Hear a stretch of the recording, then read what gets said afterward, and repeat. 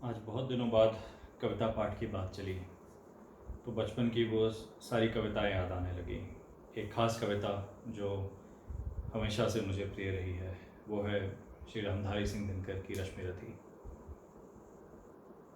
अब वो कविता इसलिए नहीं प्रिय है क्योंकि रामधारी सिंह दिनकर मेरे पूर्वज थे या मैं उनके परिवार से था, लेकिन रश्मि रथी और ख़ास करके तृतीय सर्ग में कृष्ण के विराट रूप का जिस सशक्त और सजीव तरीके से वर्णन किया गया है, मेरे ख्याल से वो बिल्कुल ही अद्वितीय है। एक छोटा सा अंश पढ़ के सुनाना चाहूँगा। ये तृतीय सर्ग रश्मि रथी का वो हिस्सा है जब कृष्ण हस्तिनापुर दरबार आते हैं और पांडवों का संधि प्रस्ताव लेकर के आते हैं। शुरू करने से पहले ये बताना चाहूँगा कि रश्मि रथी कविता में रश्मि रथी का अर्थ है वह व्यक्ति जो रश्मि अर्थात पुण्य की सवारी करता हो, और पूरे काव्य में कर्ण को रश्मि रथी कहा गया है क्योंकि उसके जैसा पुण्यात्मा शायद ही कोई और था। तो रश्मि रथी के तृतीय स्तर की कुछ पंक्तियाँ ये हैं। वर्षों तक वन में घूम घूम बाधा विघ्नों को चूम चूम, सह धूप घाम पानी पत्थर पांडव आए कुछ और निखर। सौभाग्य न सब दिन सोता है देखे आगे क्या होता है। मैत्री की राह बताने को सबको सुमार्ग पे लाने को, दुर्योधन को समझाने को भीषण विध्वंस बचाने को, भगवान हस्तिनापुर आए पांडव का संदेशा लाए। अब जब भगवान श्री कृष्ण हस्तिनापुर आए थे तो वो दुर्योधन के साथ नहीं रुके, वो अपने काका श्री महात्मा विदुर के घर जाकर के रुके।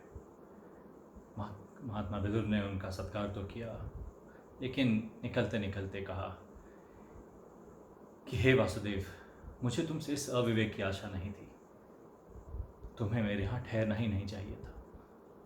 दुर्योधन तो पहले ही दुरात्मा है, वह तुम्हारे यहाँ ठहरने का न जाने क्या अर्थ निकालेगा। यदि तुम दुशासन के भवन में ठहरते तो वो कदाचित ही तुम्हारी बात मान लेता, पर अब तो वो बिल्कुल ही नहीं मानेगा। जिस पे वासुदेव ने कहा, सुनाना मेरा काम है महात्मा, सुनना या न सुनना दुर्योधन का कार्य है। यदि सुनना चाहेगा तो अवश्य सुनेगा, और यदि अगर न सुनना चाहेगा तो नहीं सुनेगा। महात्मा विदुर कहते हैं, दुर्योधन ने अपने कान पर ताजश्री द्रोणाचार्य, द्रोण पुत्र अश्वत्थामा और अंगराज के वीरता की रूई भार रखी है। उसके कान बंद है वासुदेव, वह सुनना चाहे तो भी नहीं सुन सकता। वह यह सोचता है कि पांडव उस सेना के सामने आने का साहस कर ही नहीं सकते जिसके सेनापति में ताजश्री और गुरु द्रोणाचार्य भी होंगे। वासुदेव हंसते हुए कहते हैं, परंतु ये तो विराट के युद्ध में भी थे। महात्मा विदुर कहते हैं, विराट की बात कुछ और थी वासुदेव, वह अर्जुन का अपना युद्ध नहीं था। अर्जुन मत्स्य नरेश का आभारी था और दुर्योधन ने मत्स्य नरेश पर आक्रमण किया था, परंतु यदि अब युद्ध हुआ तो ये अर्जुन का अपना निजी युद्ध होगा। वासुदेव ने कहा कि हे महात्मा, ये बात तो वो भी जानते हैं। विदुर कहते हैं, तो फिर हो जाने दो युद्ध वासुदेव, और एक नए हस्तिनापुर का निर्माण होने दो। तुम अपना शांति प्रस्ताव लेकर राज्यसभा में किंतु मत जाओ, क्योंकि तुम्हारी बात सुनने वाला वहाँ कोई नहीं। जो तुम्हारी बात सुन सकते हैं वो विवश है, और जो विवश नहीं है वह तुम्हारी बात कभी नहीं सुनेंगे। वसुदेव ने चलते चलते कहा, मैं जानता हूँ महात्मा, फिर भी शांति दूत बनकर आया हूँ तो अपने कर्तव्य का पालन अवश्य करूँगा, और कर्तव्य का पालन करने के उपरांत ही जाऊँगा।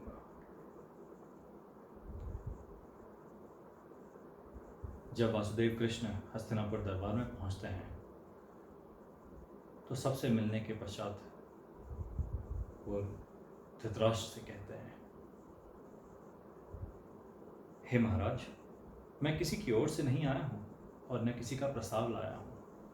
मैं तो यहाँ स्वयं अपनी ओर से आया हूँ और अपना ही प्रस्ताव लेकर आया हूँ। हाँ, लेकिन ये विश्वास अवश्य दिलाता हूँ कि जो कुछ भी मैं स्वीकार कर लूँगा उसे स्वीकार करने में पांडव जरा भी संकोच नहीं करेंगे। हे महाराज, आप तो स्वयं ही ज्ञानी हैं और जानते हैं कि शांति कोई प्रस्ताव नहीं जिस पर वाद विवाद किया जा सके। शांति एक आवश्यकता है। युद्ध में पराजय तो एक की ही होती है, लेकिन दोनों ओर से लड़ने वाले योद्धा वीरगति को प्राप्त होते हैं। यदि अब युद्ध हुआ महाराज, तो महात्माओं और योद्धाओं का ये जमघट निस्संदेह ही बिखर जाएगा। हे महाराज, यदि ऐसा हुआ तो इतिहास उन सारे आंसुओं के लिए आपको उत्तरदायी ठहराएगा जो इस महायुद्ध के पश्चात बहाए जाएंगे। और इसीलिए हे धर्मध्वज रक्षक, मैं जो कहने जा रहा हूँ उसे ध्यान से सुनिए। शांति कभी असंभव नहीं हो सकती और इसीलिए कुरुवंश को शांति के मार्ग पर ले जाइए। इसी में भरतवंश, भारतवर्ष और समस्त संसार की भलाई है। इतिहास गंधार नरेश शकुनी से ये नहीं पूछेगा कि उन्होंने द्यूत में कपट क्यों किया था, क्योंकि वो कपट आपके दरबार में हुआ था महाराज, आपके दरबार में। इतिहास युवराज दुर्योधन से भी ये नहीं पूछेगा कि उन्होंने भरत कुलवधू द्रौपदी को भरी सभा में घसीट बुलाने का दुस्साहस क्यों किया था। इतिहास ये भी आप ही से पूछेगा, क्योंकि युवराज दुर्योधन भी आपके युवराज हैं। इतिहास दुशासन से भी ये नहीं पूछेगा कि उन्होंने दुर्योधन के कहने पे भरत कुलवधू द्रौपदी का वस्त्रहरण करने की असभ्यता क्यों दिखाई। इतिहास इसके लिए भी आप ही को दोषी, आप ही को उत्तरदायी ठहराएगा महाराज। इसीलिए यह जान लीजिए कि शांति कोई विकल्प नहीं।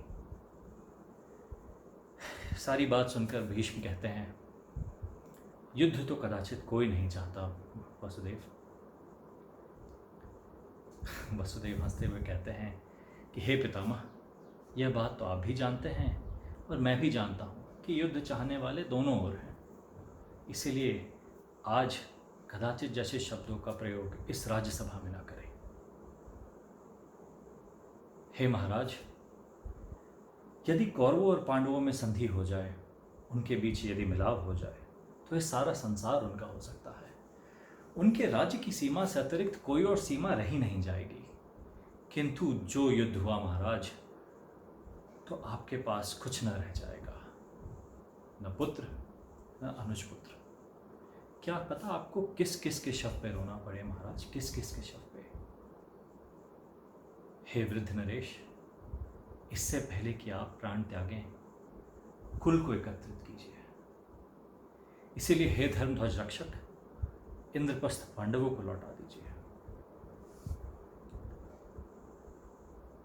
ये सुनते ही दुर्योधन ने कहा, मुझे यह शांति प्रस्ताव स्वीकार नहीं। हताश भीष्म पितामह कहते हैं, सोच तो लेते पुत्र। इसमें सोचना क्या है पितामह, पांडवों को 12 वर्ष का वनवास स्वीकार कर लेना चाहिए था और वे आधा राज्य मांग रहे हैं। द्रोणाचार्य ने कहा, अपनी नाद की आंच को धीमा करो दुर्योधन। जैसे कुल्हाड़ी वृक्ष को काटकर गिरा देती है, उसी तरह व्यक्ति का कपट कुल्हाड़ी बनकर उसे काट डालता है। और यह भी तो देखो कि वसुदेव मित्र की भाषा बोल रहे हैं। दुर्योधन अब भी सुनने को तैयार नहीं था। कहता है, यदि मित्र की भाषा यह है तो शत्रुता की परिभाषा क्या है। जिस पर कुलगुरु कहते हैं, दुर्योधन, शत्रु वो है जो किसी अनुचित युद्ध के लिए भड़काए। कृष्ण जो कह रहे हैं वही धर्म है। दुर्योधन अब भी किसी की बात मानने को तैयार नहीं था। इंद्रप्रस्थ तो मैं कभी नहीं दूंगा। हाँ, यदि कोई और प्रस्ताव है तो मैं उस पर विचार अवश्य कर सकता हूं। वसुदेव कृष्ण पितामह और गुरुओं को संबोधित कहते हुए कहते हैं, आप लोग दुर्योधन के शुभचिंतक हैं, समझाइए इन्हें, क्योंकि भारतवर्ष के भविष्य को इस नासमझ योद्धा की महत्वाकांक्षा पर बलि नहीं चढ़ाया जा सकता। और अगर प्रस्ताव का ही प्रश्न है तो मेरे पास एक और प्रस्ताव है। दो न्याय अगर तो आधा दो, पर उसमें भी यदि बाधा हो तो दे दो केवल 5 ग्राम, रखो अपनी धरती तमाम। हम वही खुशी से खाएंगे, परिजन पे असी न उठाएंगे। दुर्योधन ने आगे कुछ बिना सुने कहा, मैं उन पांडवों को सुई के नोक बराबर भी भूमि नहीं दूंगा। कृष्ण आखिरी चेतावनी देते हुए कहते हैं, अपनी माता शिव भक्तिनी गांधारी को अपने शव पर विलाप करने के लिए क्यों आमंत्रित कर रहे हो मूर्ख दुर्योधन? क्रोधित दुर्योधन चिल्लाया, वासुदेव, अगर तुम दूत न रहे होते तो मेरी माताश्री के बारे में बात करने के लिए मैं तुम्हारी जीभ खींच लेता और तुम्हें बंदी बनाकर कारागार में डाल देता। कृष्ण ने केवल 5 गांव मांगे थे, अभस्थल, वर्कास्थल, माकंडी, वर्णावत और एक और कोई 5वां गांव। और दुर्योधन वह भी दे न सका, आशीष समाज की ले न सका। उल्टे हरि को बांधने चला, जो था असाध्य साधने चला। जब नाश मनुष्य पे छाता है, पहले विवेक मर जाता है। हरिणे भीषण हुंकार किया, अपना स्वरूप विस्तार किया। डगमग डगमग दिग्गज डोले, भगवान कुपित होकर बोले, जंजीर बढ़ाकर साध मुझे, हाँ हाँ दुर्योधन बांध मुझे। यह देख गगन मुझ में लय है, यह देख पवन मुझ में लय है। मुझ में विलीन झंकार सकल, मुझ में लय है संसार सकल। अमरत्व फूलता है मुझ में, संहार झूलता है मुझ में। उदयाचल मेरा दीप भाल, भूमंडल वक्ष थल विशाल। भुज परिधि बंध को घेरे है, मैं नाक मेरु पग मेरे है। दिखते जो ग्रह नक्षत्र निखर, सब हैं मेरे मुख के अंदर। दृग हो तो दृश्य अकांड देख, मुझ में सारा ब्रह्मांड देख। चर अचर जीव जर क्षर अक्षर, नश्वर मनुष्य सुर जाति अमर। शतकोटि सूर्य शतकोटि चंद्र, शतकोटि सरित सर सिंधु मंद्र। शतकोटि विष्णु ब्रह्मा महेश, शतकोटि जिष्णु जलपति धनेश। शतकोटि रुद्र शतकोटि काल, शतकोटि दंडधर लोकपाल। जंजीर बढ़ाकर साध हैं, हाँ हाँ दुर्योधन बांध हैं। भूलोक अतल पाताल देख, गत और अनागत काल देख। यह देख जगत का आदि सृजन, यह देख महाभारत का रंग। मृतकों से पटी हुई भू है, पहचान कहाँ इनमें तू है। अंबर में कुंतल जाल देख, पद के नीचे पाताल देख। मुट्ठी में तीनों काल देख, मेरा स्वरूप विकराल देख। सब जन्म मुझी से पाते हैं, फिर लौट मुझी में आते हैं। जीवा में करती ज्वाल सघन, सांसों में जन्म लेता पवन। पड़ जाती मेरी दृष्टि जिधर, हंसने लगती है सृष्टि उधर। मैं जब ही बूंद लोता लोचन, छा जाता चारों ओर मरण। बांधने मुझे तो आया है, जंजीर बड़ी क्या लाया है। यदि मुझे बांधना चाहे मन, पहले तो जा बांध अनंत गगन। सूने को साध न सकता है, वह मुझे बांध क्या सकता है। हित वचन नहीं तूने माना, मैत्री का मूल्य न पहचाना। तो ले मैं भी अब जाता हूँ, अंतिम संकल्प सुनाता हूँ। याचना नहीं अब रण होगा, जीवन जय या कि मरण होगा। टकराएंगे नक्षत्र निकर, बरसेगी भू पर बहनी प्रखर। फण शेष नाग का डोलेगा, विकराल काल मुँह खोलेगा। दुर्योधन रण ऐसा होगा, फिर कभी नहीं जैसा होगा। भाई भाई पर टूटेंगे, विषबाण बूंद से छूटेंगे। वायष्टगाल सुख लूटेंगे, सौभाग्य मनुज के फूटेंगे। आखिर तू भूषाई होगा, हिंसा का फलदायी होगा। थी सभा सन्न, सब लोग डरे, चुप थे या थे बेहोश पड़े। केवल 2 नर ना घाते थे, धृतराष्ट्र विदुर सुख पाते थे। कर जोड़ खरे प्रमुदित निर्भय, दोनों पुकारते थे जय।